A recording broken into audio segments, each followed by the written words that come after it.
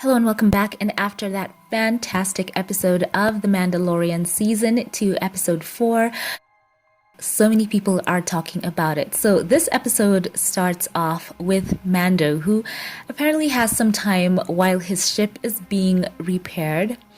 And he gets to reunite with his friends, Greef Karga, played by Carl Weathers, and Cara Dune, played by Gina Carano.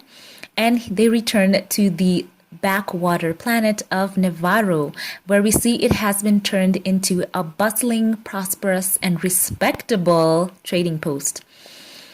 So as they reunite, we see that they've not completely managed to see off the Empire lurking on the planet, with one last outpost looming from the shadows.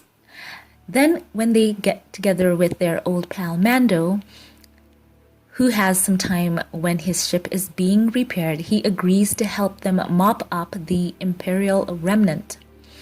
So they put Baby Yoda in a bar-turned-school taught by a protocol droid. And our gang soon find themselves in the midst of an Imperial base. But just as they are on their plan to blow up the reactor, they discover a very interesting revelation. You see, as it turns out, that base just isn't some old outpost. It's actually a secret lab presided over by Omid Abtahi's Dr. Pershing. So he was the Imperial scientist who wanted to perform experiments on Baby Yoda in Season 1. And we get to find out that apparently he had extracted some of his blood back then to create a test subject for, who knows what. So let me know your thoughts about who you think they were trying to clone, because as we can see the test subject or subjects are glimpsed hanging in a kind of vat, a cloning kind of vat, by the way.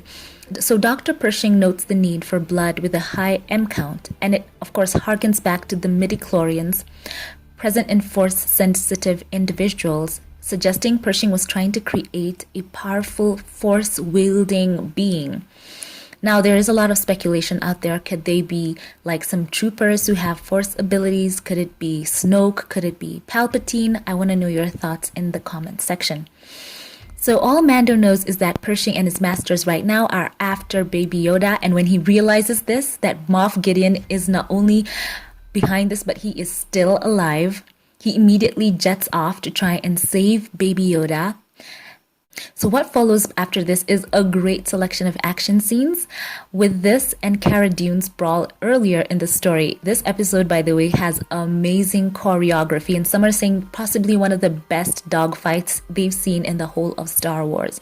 So Din Djarin jets off. He fights some stormtroopers on the way, showing, of course, that he is the Mandalorian, and his friends are forced to escape in a slightly less dramatic way, which soon picks up pace as they find this amazing vehicle, and then it makes for a tense chase through the landscape with speeder bikes and TIE fighters and more. And oh my goodness, it totally did live up to the action-packed episode that was promised by Carl Weathers. So in the end, it follows a pretty exciting dogfight, as I said before, with Din Djarin's Razor Crest and TIE fighters and Baby Yoda, who the whole time is having quite an amazing time. And the Empire is soundly defeated by both, the Cara Dune and Greef Karga. And of course, the hero to save the day right there was the Mando. So in the end, of course, the Razor Crest comes through and they take down the remainder of the TIE fighters. And then in the end, so it cuts back to where we see Moff Gideon's character, who is on an Imperial ship.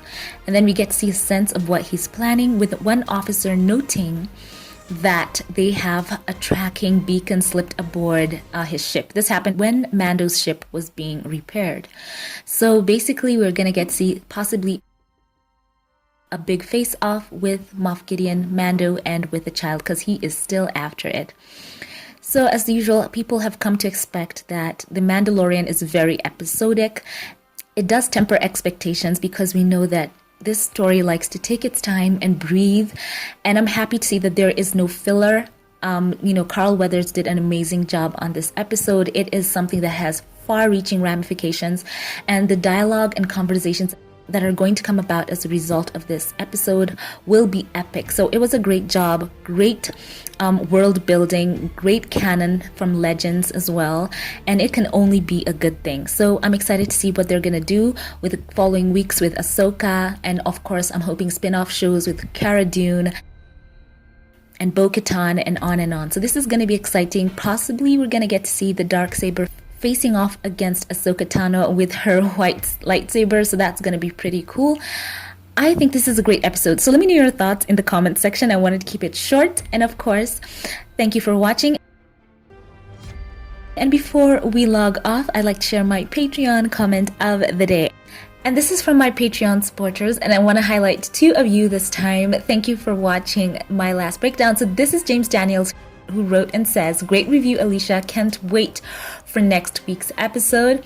And also here was Bunny, who wrote, "Great review. I was near tears with all of the name dropping in this episode." I wanted to share this with you and share both your comments because just the hype of these episodes has been so epic, and it's great to have a community of Star Wars fans around. So thank you for watching. I appreciate your comments, and I would like to know your thoughts about this week's episode. So once again, it was quite a fantastic episode, and I want to know your thoughts. Let me know what you'd prefer to see those clones turn out to be, or do you even think the experiments will go through? Because for them to do so, they did say they need to look for someone with a higher M count.